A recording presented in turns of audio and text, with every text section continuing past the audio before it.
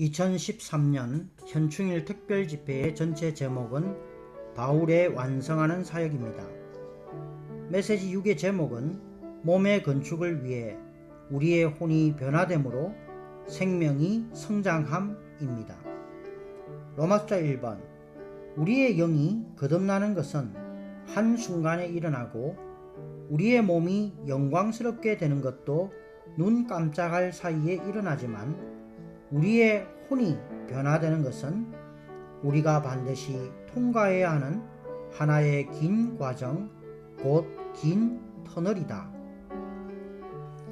요한복음 1장 12절부터 13절에서 그러나 그분을 영접한 사람들, 곧 그분의 이름을 믿는 모든 사람에게는 하나님의 자녀가 되는 권위를 주셨다.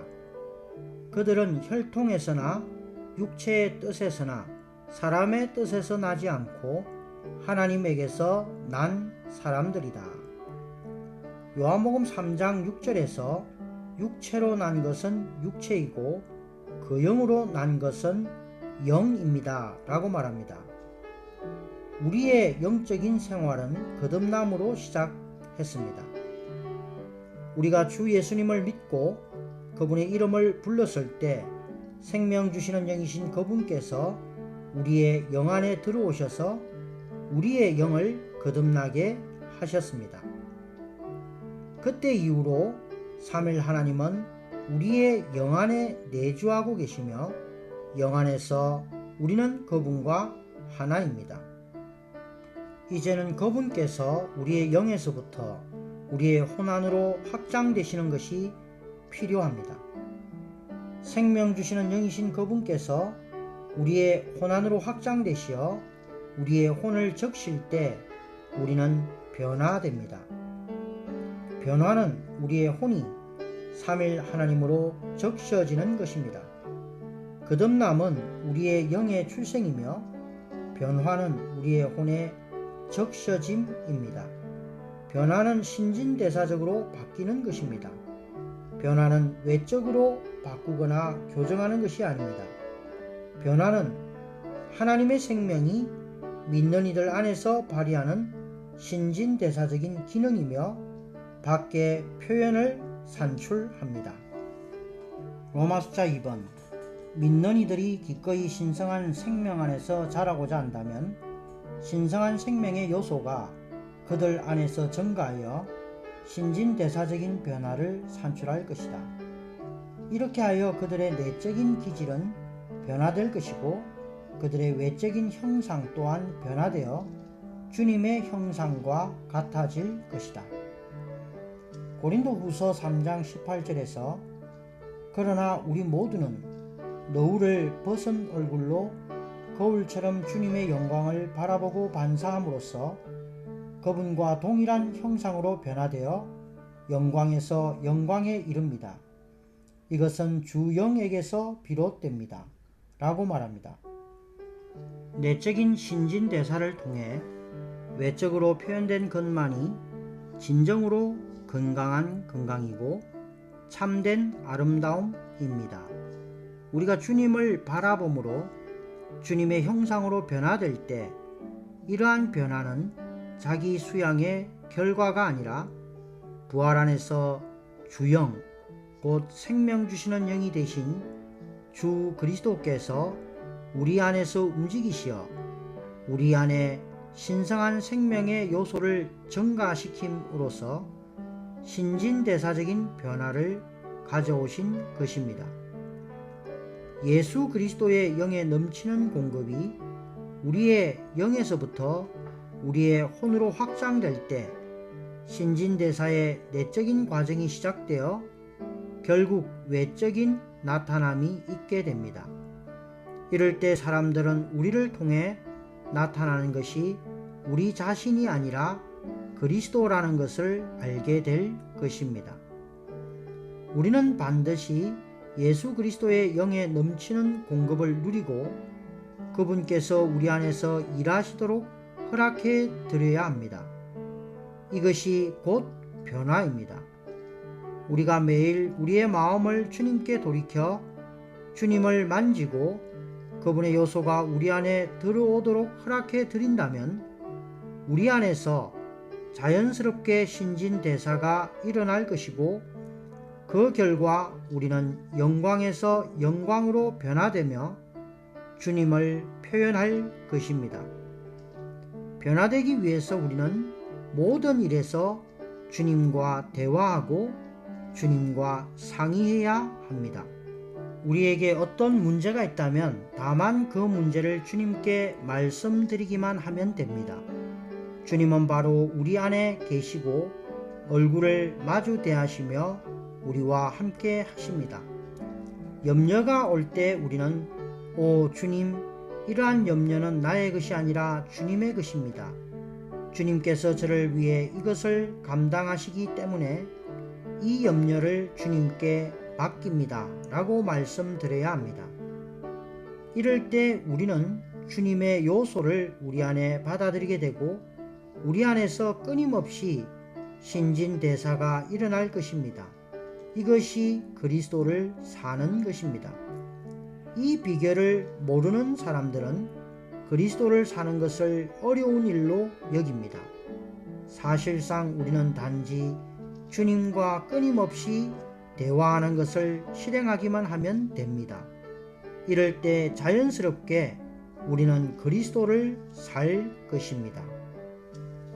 로마 숫자 3번 참된 생명의 성장은 혼의 변화이다. 마태복음 25장 1절부터 13절에서 그때의 천국은 마치 등을 들고 신랑을 맞으러 나간 10 처녀와 같습니다. 그들 가운데 5은 어리석고 5은 현명하였습니다. 왜냐하면 어리석은 처녀들은 등을 가져갈 때에 기름을 가져가지 않았으나 현명한 처녀들은 등과 함께 그릇에 기름을 가져갔기 때문입니다. 신랑이 들이오는 동안 그들 모두가 졸다가 잠이 들었는데 한밤중에 보십시오, 신랑입니다, 맞으러 나오십시오 라고 외치는 소리가 나니 그 처녀들이 모두 일어나 자기의 등을 손질하였습니다. 어리석은 처녀들이 현명한 처녀들에게 우리의 등불이 꺼져가니 여러분의 기름을 좀 주십시오 라고 하였지만 현명한 처녀들은 우리와 여러분이 쓰기에 충분하지 못할 듯하니 차라리 기름 파는 사람들에게 가서 여러분을 위하여 사십시오 라고 하였습니다. 그들이 살아간 사이에 신랑이 왔으며 예비되어 있던 처녀들은 신랑과 함께 결혼잔치에 들어가고 문은 닫혔습니다. 그 후에 남은 처녀들이 와서 주님, 주님 열어주십시오 라고 하였지만 신랑이 진실로 여러분에게 말하는데 나는 여러분을 알지 못합니다 라고 대답하였습니다. 그러므로 깨어있도록 하십시오. 왜냐하면 여러분이 그날도 그 시각도 알지 못하기 때문입니다 라고 말합니다. 10 처녀의 비유에서 주 예수님은 10 처녀의 등과 그릇에 대해 말씀하셨습니다.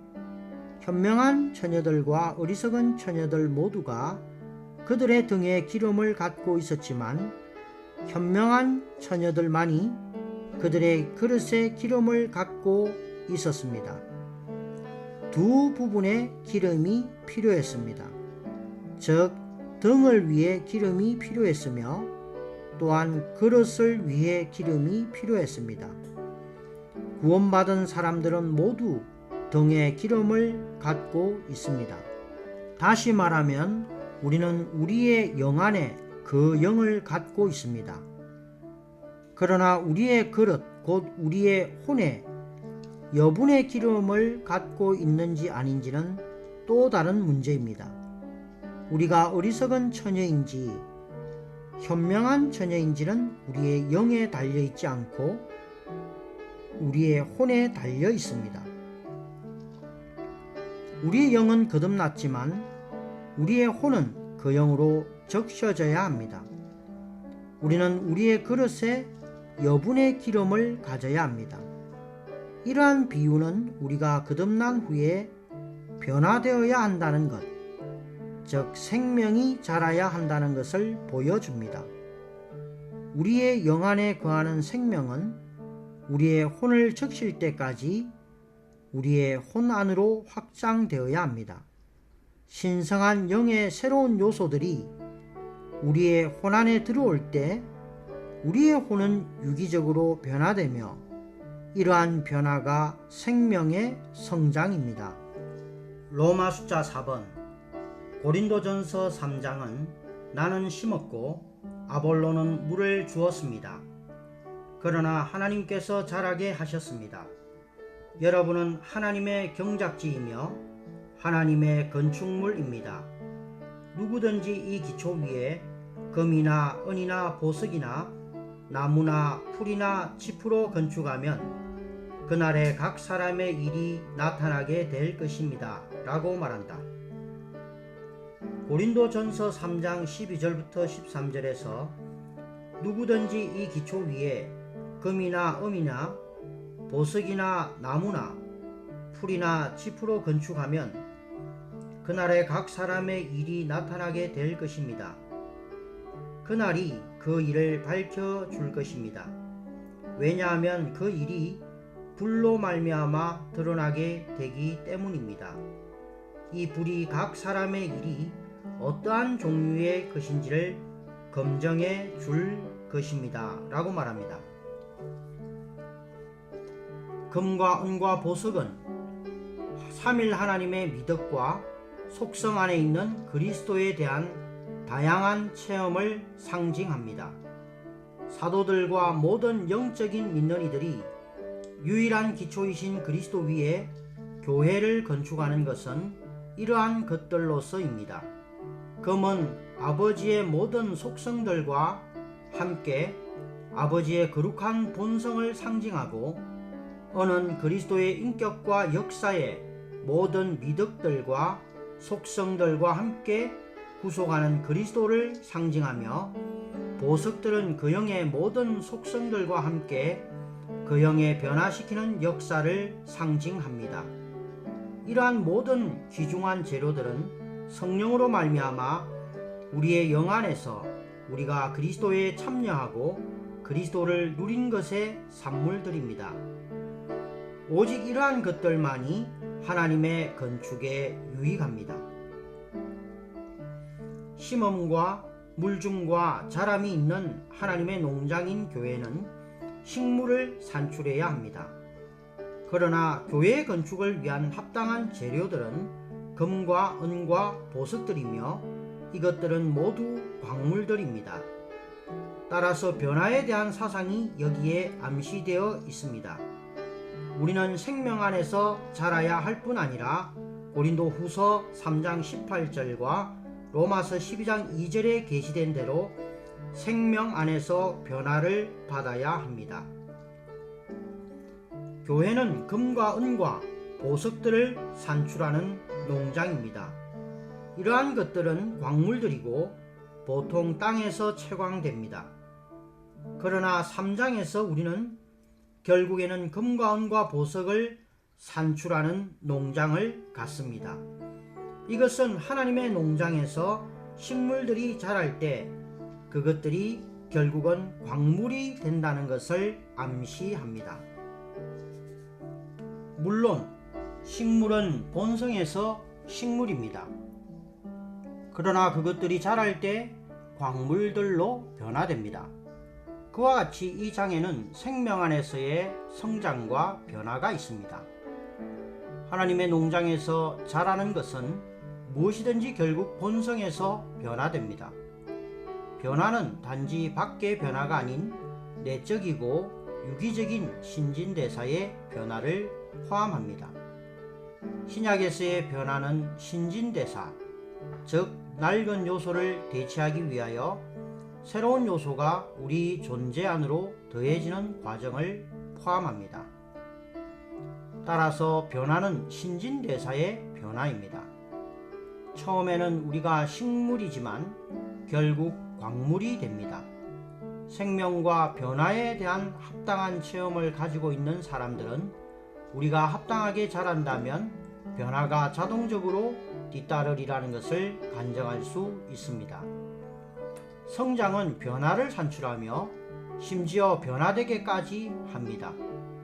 우리가 식물처럼 더 자랄수록 우리는 그만큼 더 광물들이 됩니다. 어린아이가 자라기 위해 음식을 먹어야 하는 것처럼 하나님의 농장에 있는 식물인 우리도 또한 자랄 수 있는 뭔가를 가져야 합니다. 우리가 자라려면 우리는 삼일 하나님, 즉 아버지와 아들과 그 영을 소유해야 합니다. 우리는 교리나 외적 충고나 격려에 의해서는 자라지 못합니다. 우리는 산 인격이신 하나님으로 인해 자랍니다.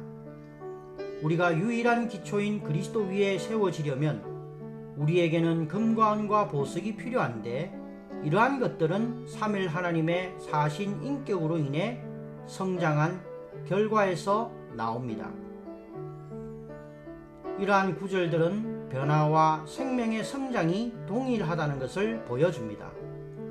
우리는 하나님의 농장에서 자라는 식물로 출발하지만 마지막 결과는 금과 은과 보석으로 변화되는 것입니다. 건축물이기도 한 이러한 농장은 내주하시는 영께서 어떻게 우리의 영에서부터 확장되시고 우리의 혼에 침투하시어 우리를 변화시키는지를 보여줍니다. 로마 숫자 5번 우리가 우리의 영 안에 내주하시는 영께서 우리의 혼 안으로 확장되시고 우리의 혼을 적시시도록 허락해 드린다면 우리는 자연스럽게 하나 되어 혼 안에서 연결될 것이며 타고난 관념들은 확장되시는 영께 자리를 내어드릴 것이다. 이것이 생명이 성장하는 길이다. 이렇게 생명이 성장하는 것에서 하나가 나온다.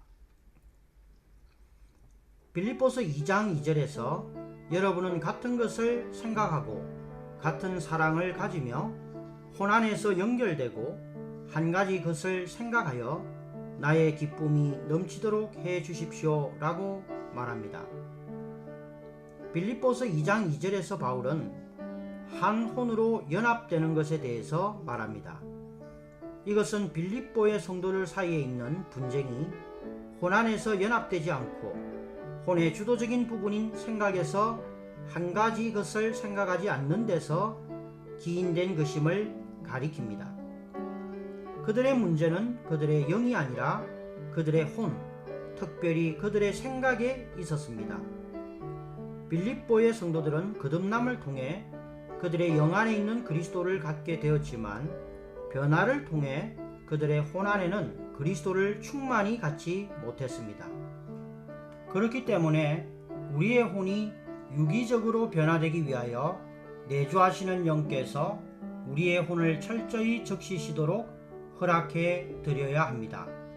또한 우리의 영뿐 아니라 우리의 혼에까지 침투하실 수 있는 자유를 그 영께 드려야 하는 것입니다. 우리의 혼이 내주하시는 영으로 적셔질 때 우리는 새 사람과 하나이며 몸 안에서 건축될 수 있습니다. 로마 숫자 6번 에베소서 4장 12절부터 16절까지는 그리스도의 몸의 건축이 생명의 성장에 달려있다고 말한다. 에베소서 4장 12절부터 16절에서 이것은 성도들을 온전하게 하여 그 사역의 일을 하게 하려는 것, 곧 그리스도의 몸을 건축하게 하려는 것입니다. 그리하여 우리 모두가 믿음에서의 하나와 하나님의 아들에 관한 온전한 지식에서의 하나에 이르게 하고 또 충분히 성장한 사람이 되게 하며 그리스도의 충만의 신장의 분량에 이르게 하려는 것입니다. 이것은 우리가 더 이상 어린아이가 되지 아니하므로 온갖 가르침의 바람에 밀려다니거나 파도에 요동하지 않도록 하려는 것입니다. 이 가르침은 사람들의 속임수이며 오류의 체계에 빠지게 하는 간교한 술수입니다. 오직 우리는 사랑 안에서 참된 것을 붙잡고 모든 일에서 그리스도 곧 머리이신 분 안으로 자라야 합니다. 온몸은 그분에게서 나온 그 풍성한 공급을 해주는 각 마디를 통하여 그리고 각 지체가 분량에 따라 기능을 발휘하는 것을 통하여 함께 결합되고 함께 짜입니다. 그래서 몸이 자람으로써 사랑 안에서 스스로 건축되는 것입니다. 라고 말합니다. 에베소서 4장 12절부터 16절까지는 그리스도의 몸의 건축이 생명의 성장에 달려 있다고 말합니다. 우리가 모든 일에서 그리스도 안으로 자라는 것은 우리의 혼이 그 영으로 적셔짐으로써 일어납니다. 주님께서 새 사람을 얻으시기 위해서는 반드시 몸이 자라야 합니다. 이것이 주님께서 추구하고 계신 목표입니다. 그리스도의 몸이 건축될 때 그분은 이 땅에서 새 사람을 얻으셔서 하나님의 영원한 목적을 수행하실 것입니다. 어느 정도의 시간이 지난 후에 우리는 생명의 성장으로 인해 변화될 것입니다. 이럴 때 우리는 몸 안으로 건축될 것이고 새 사람의 지체들이 될 것입니다. 온 땅 곳곳에 있는 우리 많은 사람들 가운데에서 이 일이 일어날 때 새 사람이 출현하게 될 것입니다. 이것이 주님의 목표입니다.